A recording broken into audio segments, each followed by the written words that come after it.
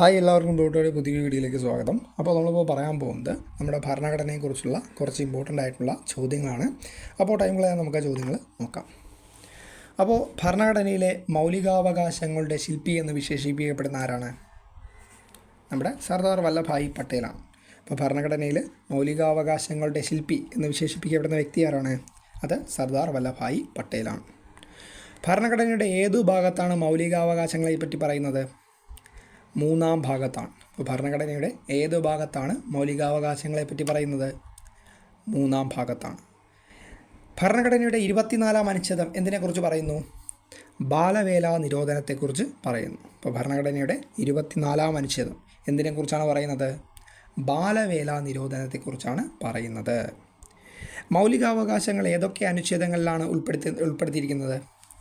12 മുതൽ 35-ാം അനുച്ഛേദം വരെയാണ് മൗലികാവകാശങ്ങൾ പറയുന്നത്.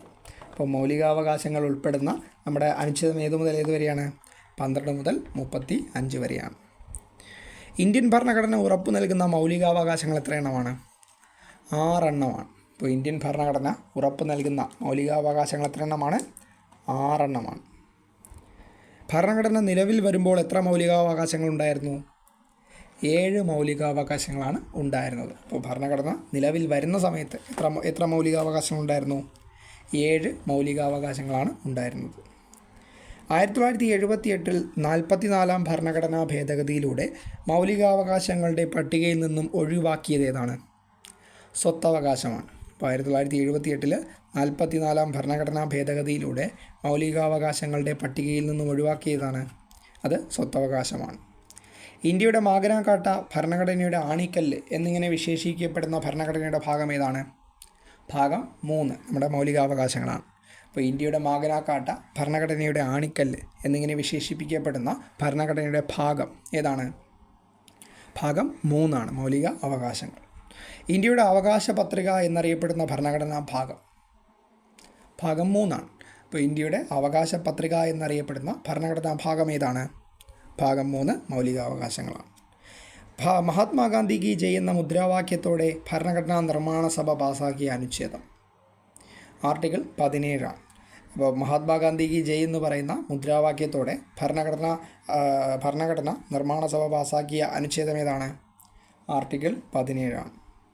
ഭരണഘടനയുടെ ഏതനുച്ഛേദ പ്രകാരം ഏർപ്പെടുത്തുന്ന അടിയന്തരാവസ്ഥയിലാണ് മൗലികാവകാശങ്ങൾ സസ്പെൻഡ് ചെയ്യാൻ രാഷ്ട്രപതിക്ക് അധികാരമുള്ളത്? ആർട്ടിക്കിൾ 352 ആണ്. അപ്പോൾ ഭരണഘടനയുടെ അനുച്ഛേദ പ്രകാരം ഏർപ്പെടുത്തുന്ന അടിയന്തരാവസ്ഥയിലാണ് മൗലികാവകാശങ്ങൾ സസ്പെൻഡ് ചെയ്യാൻ രാഷ്ട്രപതിക്ക് അധികാരമുള്ളത്? ആർട്ടിക്കിൾ 352-ലാണ്. 3 സംരക്ഷണങ്ങൾ എന്നറിയപ്പെടുന്ന അനുച്ഛേദം 20 ആണ്. അപ്പോൾ 3 സംരക്ഷണങ്ങൾ എന്ന് പറയുന്ന അനുച്ഛേദം ഏതാണ്? അനുച്ഛേദം 20 ആണ്. മൗലികാവകാശങ്ങളുടെ അടിത്തറ, മൗലികാവകാശങ്ങളിൽ ഏറ്റവും മൗലികമായത് എന്ന് വിശേഷിപ്പിക്കപ്പെടുന്ന അനുച്ഛേദം ഏതാണ്? അനുച്ഛേദം 21 ആണ്.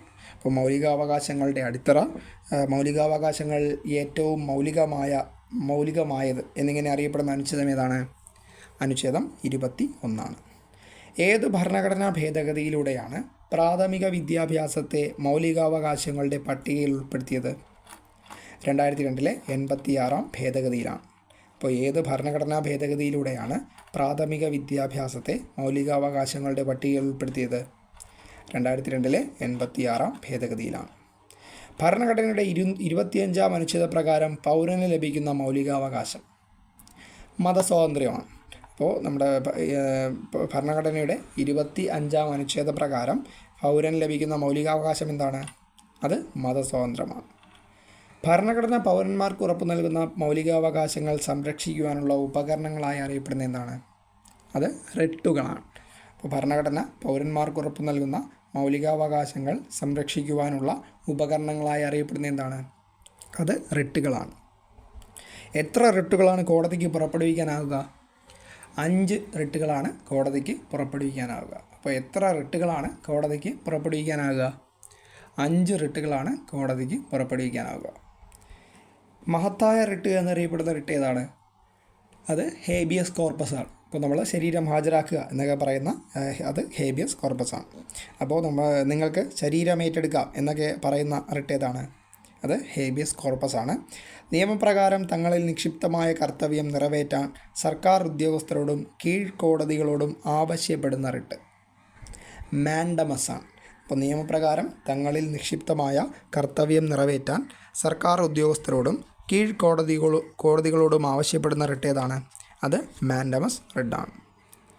പ്രസിഡൻറ്റിനെ നീക്കം ചെയ്യുവാനുള്ള നടപടിക്രമം എങ്ങനെ അറിയപ്പെടുന്നു? ഇംപീച്ച്മെൻറ്റ് എന്ന് അറിയപ്പെടുന്നു. അപ്പോൾ പ്രസിഡൻറ്റിനെ നീക്കം ചെയ്യുവാനുള്ള നടപടിക്രമം ഏത് പേരിൽ അറിയപ്പെടുന്നു? ഇംപീച്ച്മെൻറ്റ് എന്ന പേരിൽ അറിയപ്പെടുന്നു. അപ്പോൾ രാഷ്ട്രപതിയെ ഇംപീച്ച് ചെയ്യാൻ അധികാരമുള്ള ആർക്കാണ്? അത് പാർലമെൻറ്റിന് മാത്രമാണ്. രാഷ്ട്രപതിയെ ഇംപീച്ച് ചെയ്യാനുള്ള അധികാരം ആർക്കാണ്? അത് പാർലമെൻറ്റിനാണ്. രാഷ്ട്രപതിയെ ഇംപീച്ച് ചെയ്യാൻ നടപടികൾ എടുക്കുവാനെന്ന ഏക കാരണം എന്താണത്? അത് ഭരണഘടനാ ലംഘനം മാത്രമാണ്. അപ്പോൾ രാഷ്ട്രപതിയെ ഇംപീച്ച് ചെയ്യുവാനുള്ള പ്രധാന കാരണം എന്താണ്? അത് മെയിൻലി എന്തായിരിക്കും? ഭരണഘടനാ ലംഘനം മാത്രമാണ്. രാഷ്ട്രപതിയുടെ ഇംപീച്ച്മെൻറ്റ് നടപടികൾ വിശദീകരിക്കുന്ന അനുച്ഛേദം ഏതാണ്? അനുച്ഛേദം 61 ആണ്. അപ്പോൾ രാഷ്ട്രപതിയുടെ ഇംപീച്ച്മെൻറ്റിനെ കുറിച്ച് പറയുന്ന അനുച്ഛേദം ഏതാണ്? അനുച്ഛേദം 61 ആണ്. ഭരണഘടന പ്രകാരം യൂണിയൻ എക്സിക്യൂട്ടീവിൻ്റെ അധികാരം ആരിൽ നിക്ഷിപ്തമാണ്? രാഷ്ട്രപതിയിലാണ് നിക്ഷിപ്തമായിരിക്കുന്നത്. അപ്പോൾ ഭരണഘടനാ പ്രകാരം യൂണിയൻ എക്സിക്യൂട്ടീവിൻ്റെ അധികാരങ്ങൾ ആരിൽ നിക്ഷിപ്തമാണ്? രാഷ്ട്രപതിയിൽ നിക്ഷിപ്തമാണ്. ഇന്ത്യൻ സായുധ സേനകളുടെ തലവൻ ആരാണ്? നമ്മുടെ രാഷ്ട്രപതിയാണ്. അപ്പോൾ ഇന്ത്യൻ സായുധ സേനകളുടെ തലവൻ ആരാണ്? അത് രാഷ്ട്രപതിയാണ്. പ്രസിഡൻറ്റിനെ തിരഞ്ഞെടുക്കുവാനുള്ള ഇലക്ട്രൽ കോളേജ് ആരെല്ലാം ഉൾപ്പെടുന്നു? പാർലമെൻറ്റിലെയും സംസ്ഥാന നിയമസഭകളിലെയും തിരഞ്ഞെടുക്കപ്പെട്ട അംഗങ്ങൾ. അപ്പോൾ എന്തുതരം തിരഞ്ഞെടുപ്പാണ്? അതൊരു പരോക്ഷ തിരഞ്ഞെടുപ്പ് രീതിയാണ്. അപ്പോൾ പ്രസിഡൻറ്റിനെ തിരഞ്ഞെടുക്കുവാനുള്ള ഇലക്ട്രൽ കോളേജിൽ ആരെല്ലാം ഉൾപ്പെടുന്നു? പാർലമെൻറ്റിലെയും സംസ്ഥാന നിയമസഭകളിലെയും തിരഞ്ഞെടുക്കപ്പെട്ട അംഗങ്ങൾ. അപ്പോൾ എന്തുതരം തിരഞ്ഞെടുപ്പാണത്? അതൊരു പരോക്ഷ തിരഞ്ഞെടുപ്പ് രീതിയാണ്. രാഷ്ട്രപതി തിരഞ്ഞെടുപ്പിൽ മത്സരിക്കുവാൻ എത്ര വയസ്സ് പൂർത്തിയാവണം? 35 വയസ്സ് പൂർത്തിയാവണം. ഇപ്പോൾ രാഷ്ട്രപതി തിരഞ്ഞെടുപ്പിൽ മത്സരിക്കുവാൻ എത്ര വയസ്സ് പൂർത്തിയാവണം? 35 വയസ്സ് പൂർത്തിയാവണം. രാഷ്ട്രപതിയുടെ ഔദ്യോഗിക കാലാവധി എത്ര വർഷമാണ്? 5 വർഷമാണ്. ഇപ്പോൾ രാഷ്ട്രപതിയുടെ ഔദ്യോഗിക കാലാവധി എത്ര വർഷമാണ്? 5 വർഷമാണ്. അധികാരത്തിലിരിക്കെ അന്തരിച്ച ആദ്യ രാഷ്ട്രപതി ഡോക്ടർ സക്കീർ ഹുസൈനാണ്. അപ്പോൾ അധികാരത്തിലിരിക്കെ അന്തരിച്ച ആദ്യ രാഷ്ട്രപതി ആരാണ്? ഡോക്ടർ സക്കീർ ഹുസൈനാണ്. രാഷ്ട്രപതിക്ക് സത്യപ്രതിജ്ഞ ചൊല്ലിക്കൊടുക്കുന്ന വ്യക്തി ആരാണ്? സുപ്രീം കോടതി ചീഫ് ജസ്റ്റിസാണ്. രാഷ്ട്രപതിക്ക് സത്യപ്രതിജ്ഞ ചൊല്ലിക്കൊടുക്കുന്ന വ്യക്തി ആരാണ്? സുപ്രീം കോടതി ചീഫ് ജസ്റ്റിസാണ്. രാഷ്ട്രപതി രാജിക്കത്ത് സമർപ്പിക്കേണ്ട ആർക്കാണ്? അത് ഉപരാഷ്ട്രപതിക്കാണ്. രാഷ്ട്രപതി രാജിക്കത്ത് സമർപ്പിക്കേണ്ട ആർക്കാണ്? ഉപരാഷ്ട്രപതിക്കാണ്. പാർലമെൻറ്റ് സമ്മേളനങ്ങൾ വിളിച്ചു കൂട്ടുവാനും നിർത്തിവയ്ക്കുവാനും അധികാരമുള്ള വ്യക്തി രാഷ്ട്രപതിയാണ്. ഇപ്പോൾ പാർലമെൻറ്റ് സമ്മേളനങ്ങൾ വിളിച്ചു കൂട്ടുവാനും നിർത്തിവയ്ക്കാനും അധികാരമുള്ള ആർക്കാണ്? രാഷ്ട്രപതിക്കാണ്. മണി ബില്ലിനെയും സംസ്ഥാനങ്ങളുടെ രൂപവൽക്കരണം സംബന്ധിച്ച ബില്ലുകളുടെയും അവതരണത്തിന് ആരുടെ മുൻകൂർ അനുമതി ആവശ്യമാണ്? രാഷ്ട്രപതിയുടെ മുൻകൂർ അനുമതി ആവശ്യമാണ്. ഇപ്പോൾ മണി ബില്ലും സംസ്ഥാന രൂപവൽക്കരണം അങ്ങനത്തെ സംബന്ധിച്ച ബില്ലുകളും ആരുടെ അനുമതി മുൻകൂറായിട്ട് ആവശ്യമുണ്ട്? രാഷ്ട്രപതിയുടെ അനുമതി മുൻകൂറായിട്ട് ആവശ്യമുണ്ട്. ഇന്ത്യയുടെ സായുധ സേനകളുടെ മേധാവികളെ നിയമിക്കുന്ന ആരാണ്? രാഷ്ട്രപതിയാണ്. അപ്പോൾ ഇന്ത്യയുടെ സായുധ സേനകളുടെ തലവന്മാരെ നിയമിക്കുന്നതൊക്കെ ആരാണ്? നമ്മുടെ രാഷ്ട്രപതിയാണ്. യുദ്ധം പ്രഖ്യാപിക്കാൻ അധികാരമുള്ള ആർക്കാണ്? അത് രാഷ്ട്രപതിക്കാണ്. അപ്പോൾ യുദ്ധം പ്രഖ്യാപിക്കുവാനുള്ള അധികാരമുള്ള ആരാണ്? അത് രാഷ്ട്രപതിയാണ്. എത്ര തരം അടിയന്തരാവസ്ഥകളെപ്പറ്റി ഭരണഘടന പ്രതിപാദിക്കുന്നു? 3 തരം അടിയന്തരാവസ്ഥകളെപ്പറ്റി ഭരണഘടന പ്രതിപാദിക്കുന്നു. അപ്പോൾ എത്ര തരം അടിയന്തരാവസ്ഥകളെപ്പറ്റി ഭരണഘടന പ്രതിപാദിക്കുന്നു? 3 തരം അടിയന്തരാവസ്ഥയെപ്പറ്റി ഭരണഘടന പ്രതിപാദിക്കുന്നു. അടിയന്തരാവസ്ഥ പ്രഖ്യാപിക്കുവാൻ അധികാരമുള്ളത് ആർക്കാണ്? അത് രാഷ്ട്രപതിക്കാണ്. അപ്പോൾ അടിയന്തരാവസ്ഥ പ്രഖ്യാപിക്കാൻ അധികാരമുള്ള ആർക്കാണ്? അത് രാഷ്ട്രപതിക്കാണ്. യുദ്ധം, വിദേശാക്രമണം, സായുധ കലാപം തുടങ്ങിയ സാഹചര്യങ്ങളിൽ പ്രഖ്യാപിക്കുന്ന അടിയന്തരാവസ്ഥ അത് ദേശീയ അടിയന്തരാവസ്ഥയാണ്. ഇപ്പോൾ യുദ്ധം, വിദേശാക്രമണം, സായുധ കലാപം തുടങ്ങിയ സാഹചര്യങ്ങളിൽ പ്രഖ്യാപിക്കുന്ന അടിയന്തരാവസ്ഥ ഏതാണ്? അത് ദേശീയ അടിയന്തരാവസ്ഥയാണ്. അപ്പോൾ ദേശീയ അടിയന്തരാവസ്ഥയെക്കുറിച്ച് പറയുന്ന ആർട്ടിക്കിൾ ഏതാണ്? ആർട്ടിക്കിൾ 352 ആണ്. ദേശീയ അടിയന്തരാവസ്ഥയെക്കുറിച്ച് പറയുന്ന ആർട്ടിക്കിൾ ഏതാണ്? ആർട്ടിക്കിൾ 352 ആണ്. ദേശീയ അടിയന്തരാവസ്ഥ ഇന്ത്യയിൽ ആദ്യമായി പ്രഖ്യാപിച്ചതെന്നാണ്?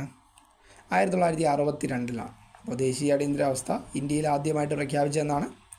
1962 ആഭ്യന്തരമായ കാരണങ്ങളാൽ ഇന്ത്യയിൽ ദേശീയ അടിയന്തരാവസ്ഥ പ്രഖ്യാപിച്ചതെന്നാണ്?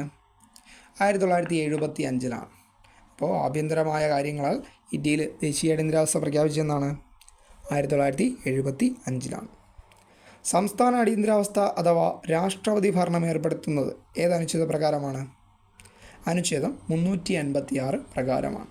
അപ്പോൾ നമ്മുടെ സംസ്ഥാന അടിയന്തരാവസ്ഥ അഥവാ രാഷ്ട്രപതി ഭരണം ഏർപ്പെടുത്തുന്നത് ഏതനുച്ഛേദ പ്രകാരമാണ്? അനുച്ഛേദം 356 പ്രകാരമാണ്. അപ്പോൾ ഇത്രയും ചോദ്യങ്ങളാണ് നമ്മൾ ഈ ഒരു ടോപ്പിക്കിൽ, നമ്മുടെ ഭരണഘടന എന്ന് പറയുന്ന ടോപ്പിക്കിൽ ഈ ഒരു വീഡിയോയിൽ പറഞ്ഞത്.